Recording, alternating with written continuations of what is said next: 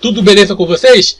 Eu sou o professor Fábio de Oliveira, estou aqui para mais um vídeo. Sejam todos bem-vindos ao canal Ministério da Razão e também às demais plataformas onde eu posto os meus vídeos, beleza? Bom, gente, então vocês viram o título. A educação era melhor na época da ditadura militar? Será que isso é verdade? Mas eu vou falar uma coisa com vocês. O vídeo vai ser longo, o texto não é pequeno. Então, se for assistir ao vídeo, assista todo o vídeo, beleza?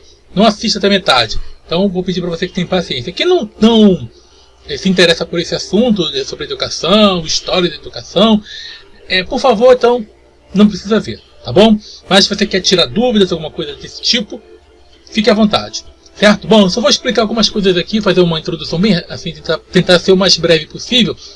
Estou explicando o porquê que eu decidi gravar este vídeo. Primeiro, tem um vídeo que eu gravo, que eu falo sobre se a pessoa for a favor de ditadura, ela tem que agir como se não estivesse, ou melhor, como se ela estivesse em uma, certo? Se ela é a favor de ditadura, ela tem que agir como se ela estivesse em uma. E como é que ela tem que agir? Ou seja, não pode emitir opiniões. Por quê? Eu vi um vídeo de um rapaz até que eu era inscrito no canal dele, e de repente ele começou a falar um monte de besteiras de um tempo pra cá. E ele falou que se tivesse que escolher entre uma ditadura de esquerda e uma ditadura teocrática de direita, ele preferiria uma ditadura teocrática de direita. E o cara se diz libertário e se diz ateu. Olha a incoerência. Embora a maioria desses libertários aqui no Brasil são uma piada, né? Aqueles que seguem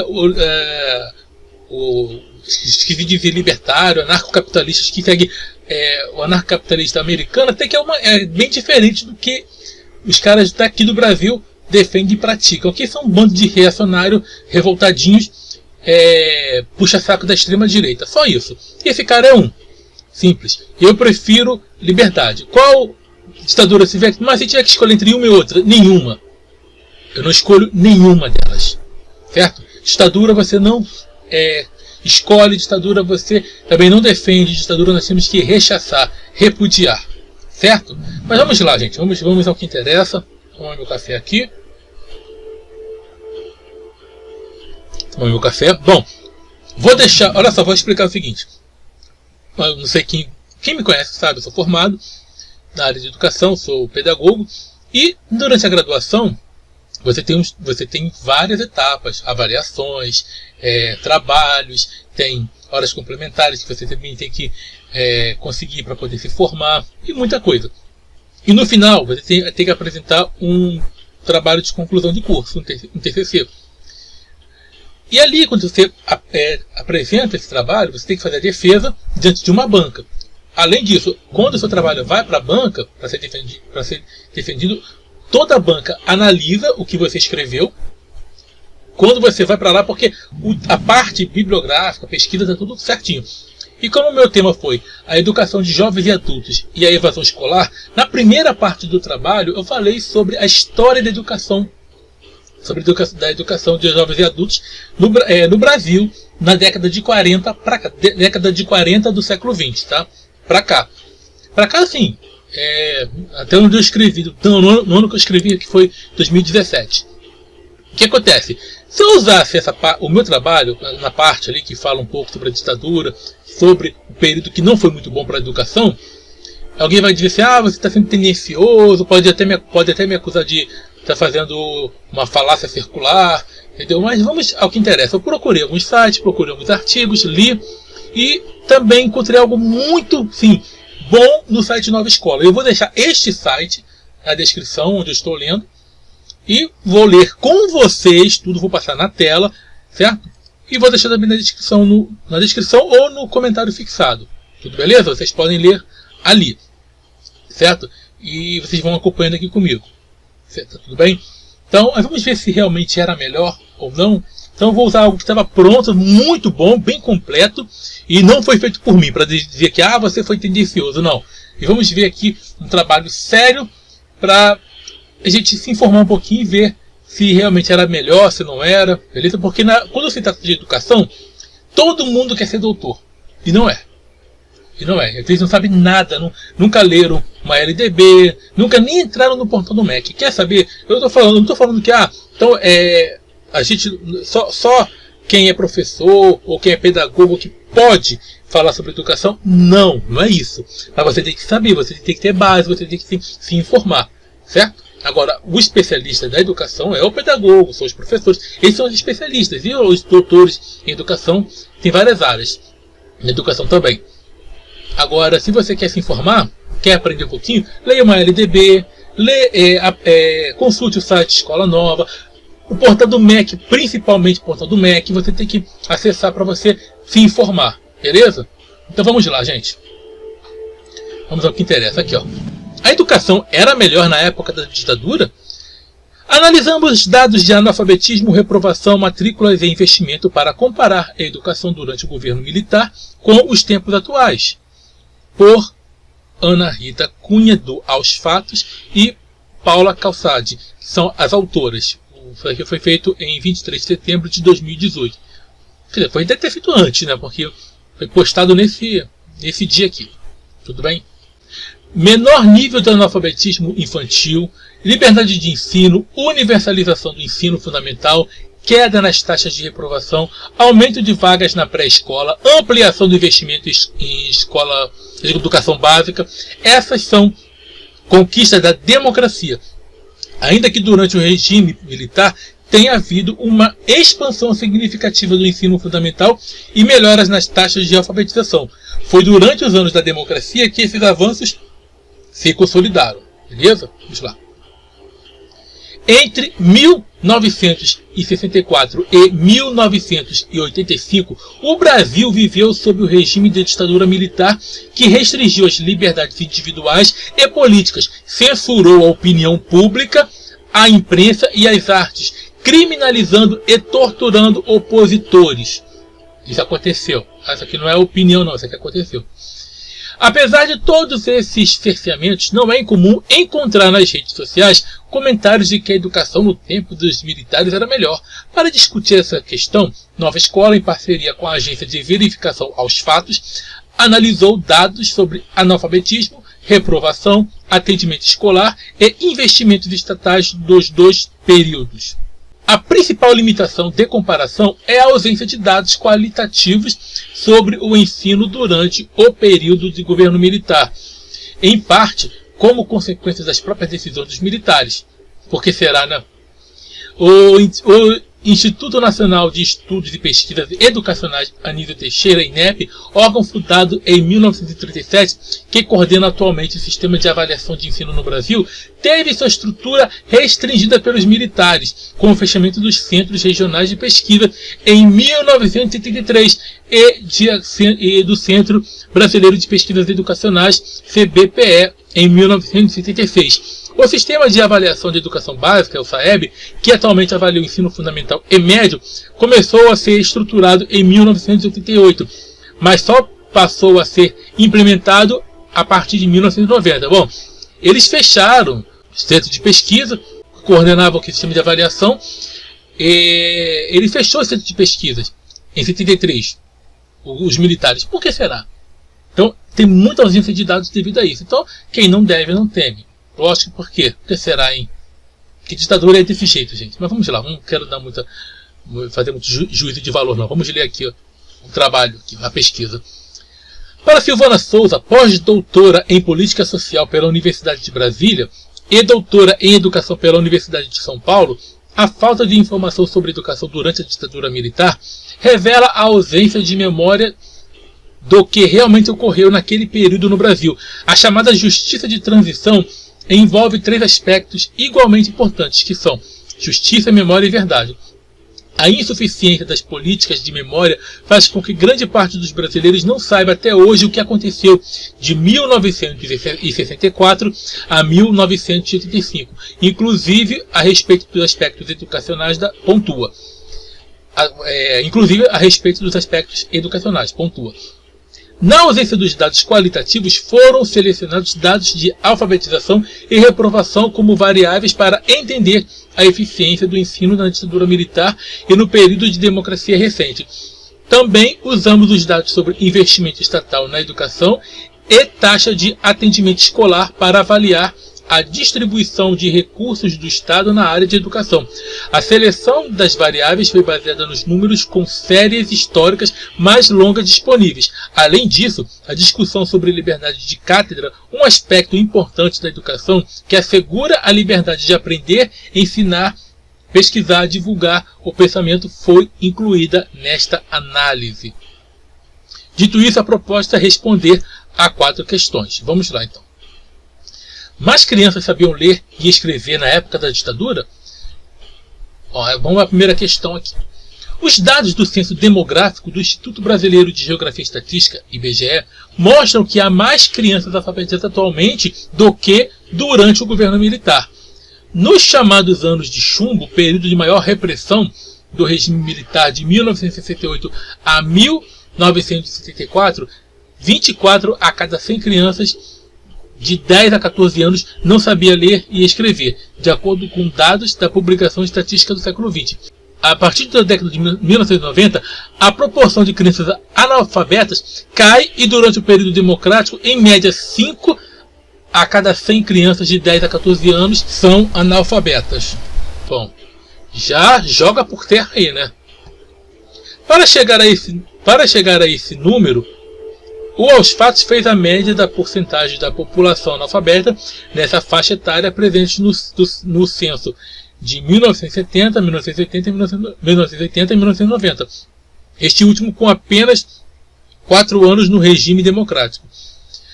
O resultado foi uma média de 23,8%. Se fosse usados apenas os dados de 1970 e 1980, teríamos uma média de 27,6%, arredondando 28%, ou seja, 28 crianças a cada 100 não sabiam ler e escrever. A partir do período de redemocratização, foi se consolidando na legislação que regula o sistema educacional brasileiro a ampliação da obrigatoriedade do acesso à escola. Silvana Souza exemplifica que, de 1988 para cá, saltamos de 8 anos de escolarização obrigatória para 14 anos. O espírito da legislação educacional a partir da Constituição Federal de 1988 é universalizar o acesso não somente ao ensino fundamental, mas progressivamente atingir a totalidade da educação básica, que inclui educação infantil, ensino fundamental e ensino médio. Lembrando, só para vocês ficarem cientes, o ensino fundamental é dividido em Fundamental 1, séries iniciais, e o Fundamental 2, tá? Que são séries finais. O ensino fundamental séries iniciais é o antigo primário e o Fundamental 2 é o antigo ginásio, tudo bem? Para chegar à média de 5 a cada 100 crianças de 10 a 14 anos analfabetas, a partir da década de 1990, Aos Fatos usou os dados dos anos de 2000 e 2010, que é de 4,9%. Vale notar que durante a ditadura houve redução no número de crianças analfabetas em relação aos anos posteriores. De acordo com o censo de 1960, quase 40% das crianças entre 10 e 14 anos não sabiam ler e escrever, número que caiu progressivamente até alcançar 18,9% no censo de 1990, poucos anos após o final do governo militar. Entretanto, é importante ressaltar que durante o período mais duro do regime militar nos governos dos presidentes Emílio Médici e Ernesto Geisel, o ritmo de redução do analfabetismo infantil registrou uma desaceleração entre os censos de 1960 e 1970. A porcentagem de crianças analfabetas recuou de 39,7% para 32,9%, nessa mesma faixa etária entre 10 e 14 anos. Já dos anos 1970 a 1980, a queda foi de 32,9% para 25,5%. Entre os censos de 1980 e 1991, a redução do analfabetismo infantil atingiu 18,9%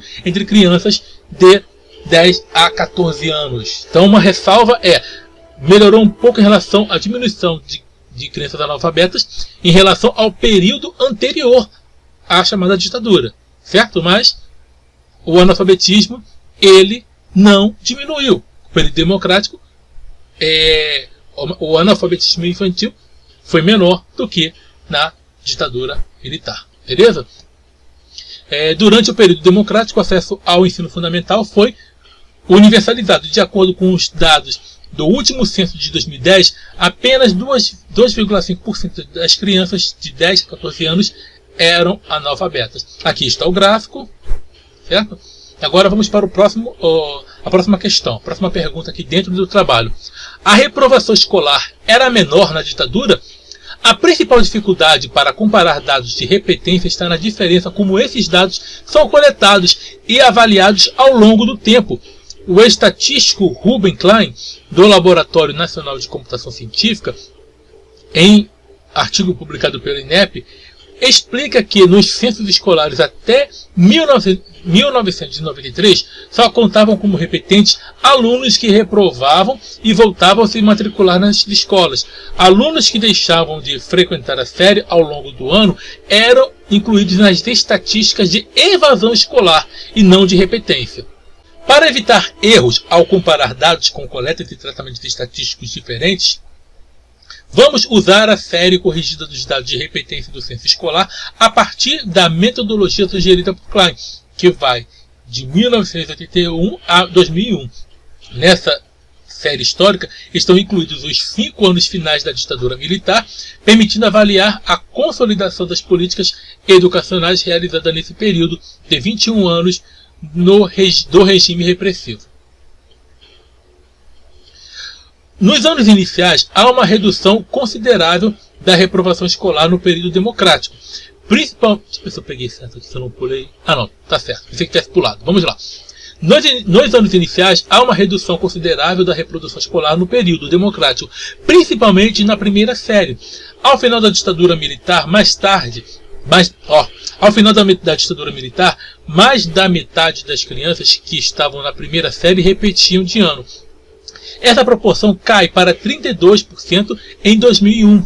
Ou seja, ainda que o problema da reprovação persistia no período democrático, houve avanços significativos. No artigo O Censo Educacional e o Modelo de Fluxo, o problema da repetência, Ruben Klein destaca que a melhoria na repetência está associada ao maior acesso à pré-escola.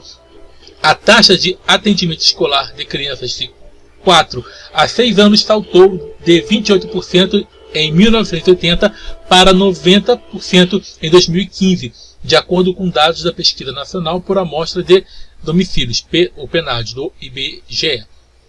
Aqui também está o gráfico, vocês vão poder ver no site, só você clicar e você vai ver, beleza? Nos anos finais do ensino médio fundamental, também houve avanços na redução da reprovação escolar ao longo do período democrático.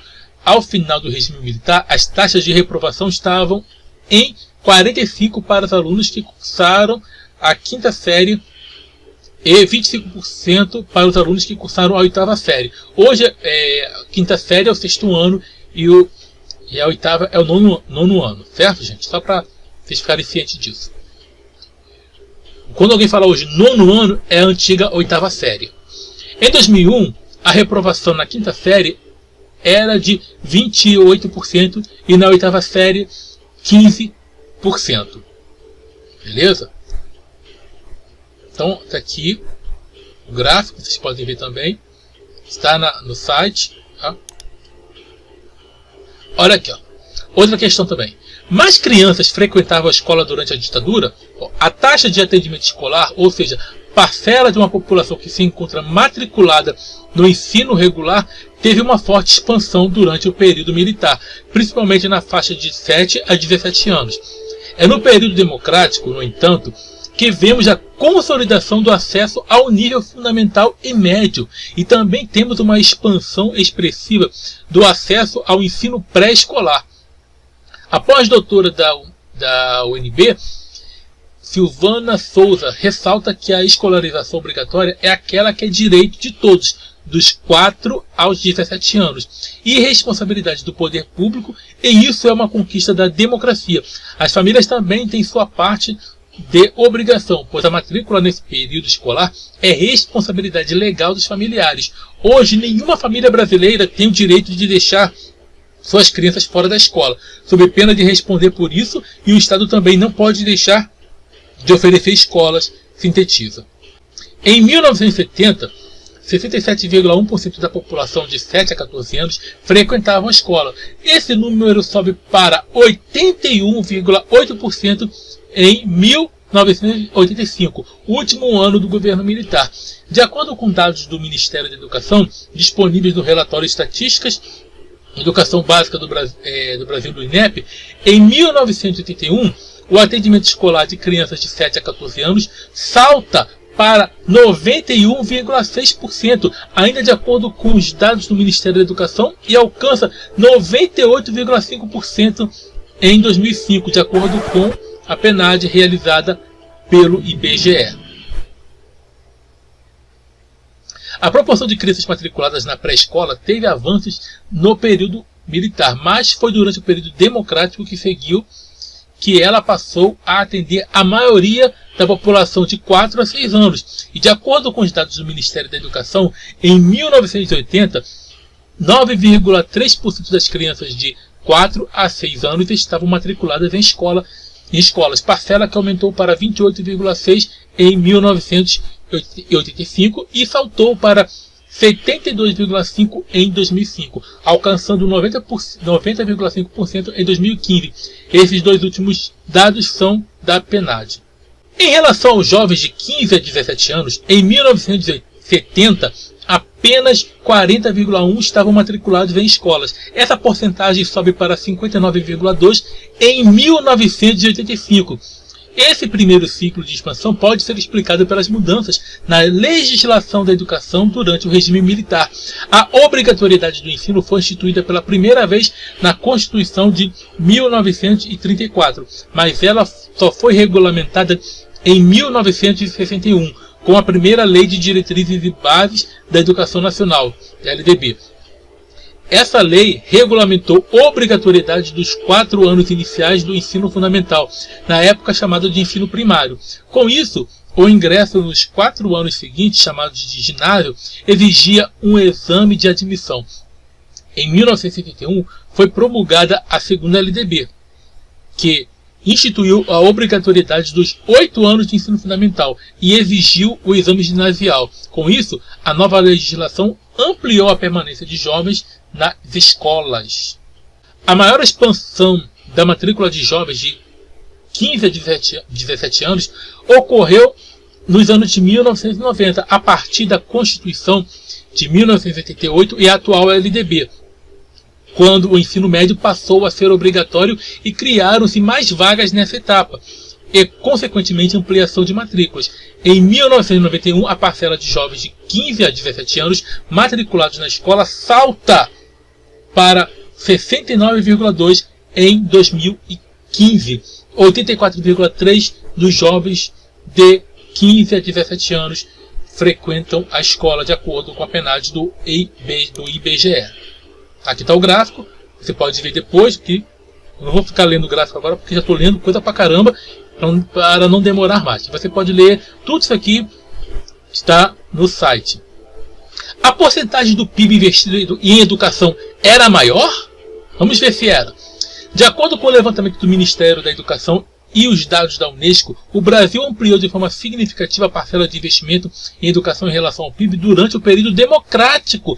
Em 1980, as despesas com educação dos governos federais, estaduais e municipais representavam 2,46% do PIB do país. De acordo com os dados do relatório do IBGE, Estatísticas do século XX, ao final do regime militar, em 1985, essas despesas passaram a representar 2,72% do PIB. A partir do processo de redemocratização, os investimentos em educação tiveram uma alta significativa, passando a representar 4,5% do PIB em 1995. E de acordo com os dados da Unesco, na última década, os gastos também aumentaram em 2014. E em 2014 representavam 5,9% do PIB, ainda segundo a Unesco. O aumento do investimento em educação vinculado à expansão do atendimento é uma conquista democrática, na opinião de Silvana Souza. Ela afirma que não há como quase dobrar a educação obrigatória sem o respectivo aumento do investimento financeiro, o que ainda está em construção no Brasil. só se poderá falar em democracia na educação quando houver acesso e permanência, inclusive na idade própria, a um sistema escolar de qualidade para todos, define. Aqui também está o gráfico com o gasto com a educação em relação ao PIB. Vocês também podem ver na matéria. Outra coisa, para terminar aqui, acho que esse é o último ponto, se não me engano. Os professores tinham liberdade para dar aula no governo militar? Tem isso, né? Tem isso, né? Durante a maior parte da ditadura, os professores não tiveram a liberdade de cátedra, ou seja, a liberdade para ensinar e pesquisar sem censura. A Constituição Federal de 1967, promulgada durante o regime militar, menciona o direito à liberdade de cátedra. E essa menção foi excluída após a emenda constitucional em 1969. Esse direito só voltou a ser garantido pela Constituição Federal de 1988. É o artigo, está no artigo 206. E também está na LDB também, o artigo 2. Nos primeiros anos do regime militar, entre 1964 e 1966, vigorou a Constituição promulgada em 1946. Nesse texto constitucional, estava garantida a liberdade de cátedra na seção sobre educação e cultura. A Constituição de 1967 foi promulgada após a abertura extraordinária do Congresso Nacional, que foi fechado pelo governo militar em outubro de 1966.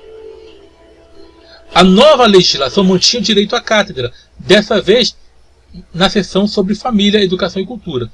A partir do AI-5, que é o ato institucional número 5 de dezembro de 1968, ocorreu um endurecimento da ditadura, com o novo fechamento do Congresso, instituição da censura prévia e aumento do poder do presidente.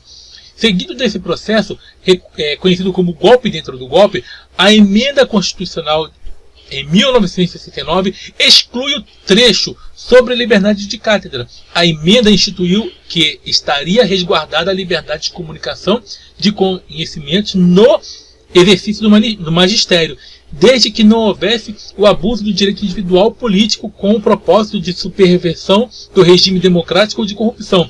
Caso um professor ou professora fosse considerado subversivo, ele poderia sofrer suspensão dos direitos individuais ou políticos por um período de 2 a 10 anos.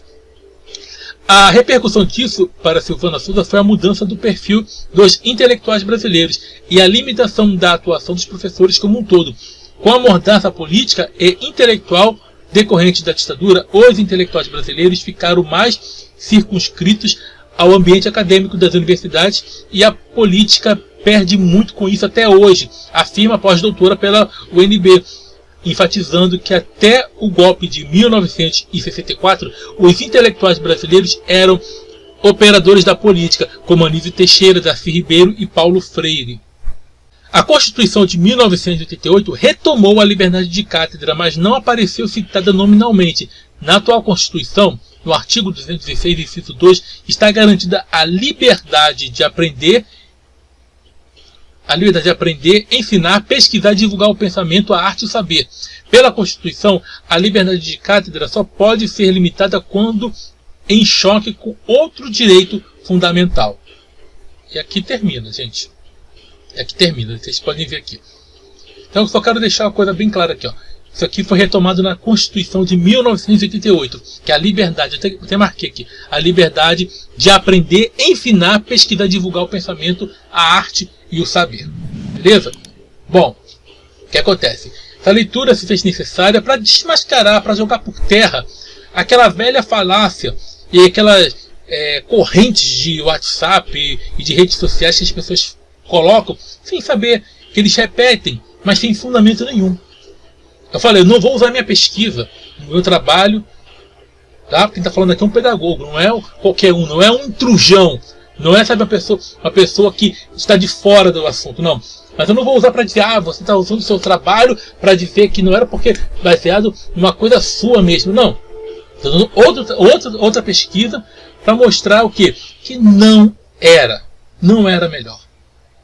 A educação foi pior na ditadura militar. A educação nunca foi melhor na ditadura militar, ela foi pior. Teve um avanço, sim, um avanço em relação à diminuição do analfabetismo, em relação ao período, à década anterior da ditadura, mas em relação ao período democrático foi pior. Todos os aspectos, os pontos levantados foram pesquisados e tudo comprovado que foi pior para tudo. Então, gente, esse período da ditadura foi o pior, um dos piores no Brasil. Um dos piores. E tem gente defendendo isso. E ainda dizem, sem saber, ainda querem colocar no meu canal, ainda querem comentar falando que foi melhor, sem estudar o assunto. Gente, eu vou falar uma coisa para vocês. Não é querer o apelo à autoridade, mas quem está falando aqui é um professor. Está falando aqui é um pedagogo, a pessoa formada na área. Não é uma pessoa, um palpiteiro, não. Aí a pessoa quer falar, coloca como se uma frase provasse alguma coisa, tivesse algum fundamento, mas não tem fundamento nenhum. Fala, porque naquele período foi melhor do que hoje. Não foi.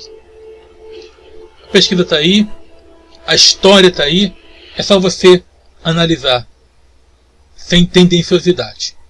Como eu falei, não sei se eu falei no início do vídeo, não estou aqui defendendo política, mas estou aqui apenas trazendo um dado histórico.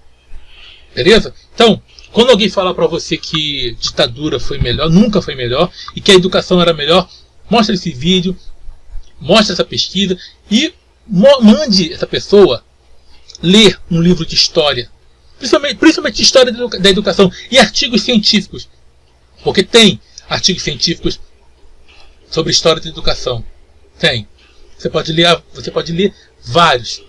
Estão disponíveis para você baixar e ler.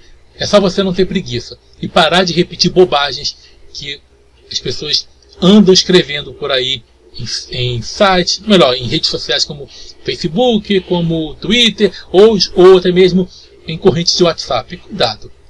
Cuidado antes de falar alguma coisa. Pesquise. Beleza? Que eu sempre falo. Pesquise antes de falar. Você não precisa ser um especialista naquela área para falar sobre algo. Existem, por exemplo, divulgadores científicos hoje que não são formados, não são biólogos, não são químicos, não são físicos, mas fazem um trabalho de divulgação científica. Mas o que eles fazem? Embora eles não tenham um diploma, eles fazem o quê? Eles fazem uma pesquisa. Eles são honestos na sua divulgação. Você pode falar de educação desde que você faça as devidas pesquisas. Consulte especialistas, consulte pessoas da área, leia livros da área, leia artigos da área, assista aos vídeos de pessoas da área falando, e aí você vai poder falar alguma coisa. Tá bom? Então, grande abraço a todos, estamos juntos pela propagação do conhecimento. Lembrando, esquecendo, vocês querem conhecer os membros do canal, os membros do canal estão aí. Se você quiser fazer parte do canal, ajudar ainda mais, torne-se membro. Você que não pode e quer continuar ajudando o canal, mas não pode ser membro, como é que você vai ajudar? Como você sempre ajudou, compartilhando, curtindo, comentando. E uma coisa que eu peço para todos, tragam sempre pessoas para se inscreverem, tudo bem? Porque aqui não só informação, reflexão, realidade, mas uma coisa, eu prezo pela imparcialidade, tudo bem? Então agora eu falo para vocês, estamos juntos pela propagação do conhecimento. Sucesso a todos e tchau, tchau.